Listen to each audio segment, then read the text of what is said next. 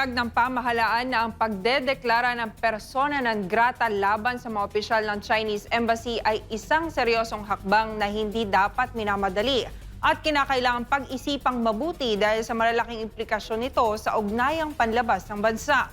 Kaugnay nito, sinabi ng Malacanang na maaaring pagsabayin ng gobyerno ang matatag na aksyon at diplomasya sa gitna ng umiinit na isyu sa pagitan ng mga opisyal ng Pilipinas at China.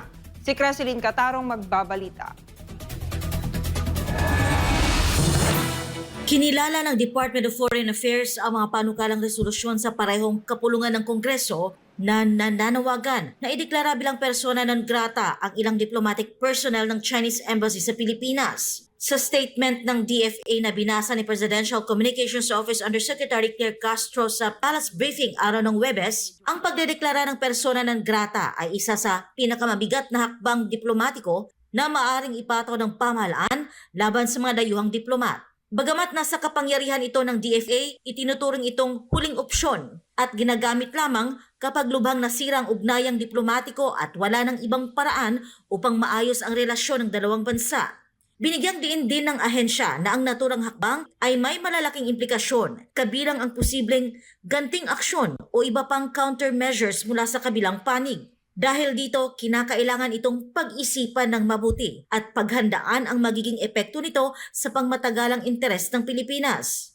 It also carries tremendous implications moving forward, such as reciprocal action or other countermeasures in other areas, which is why it should not be made lightly and decided only with careful and clear thought and preparedness for how it will shape the Philippines' strategic interests moving forward. Tiniyak ng DFA na nananatili itong committed sa mandato nitong magsagawa ng angkop at epektibong diplomasya na nagtataguyod sa pambansang interes. Patuloy din umano ang direktang komunikasyon ng Pilipinas at ng pamahalaan ng China hinggil sa mahalagang usaping bilateral at international.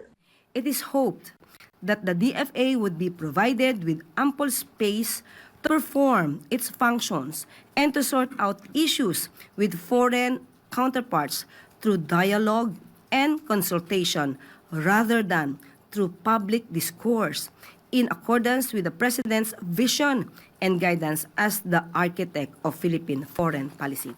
Samantala, inihayag ng Malacanang na batid ni Pangulong Marcos Jr. ang nagaganap na palitan ng pahayag sa pagitan ng mga opisyal ng Pilipinas at China. Aware po siya at nakikipag-usap din po siya kay Secretary Tess Lazaro at ang aking nabanggit na sinasabi natin polisiya, yun po ang sinasabi ng Pangulo.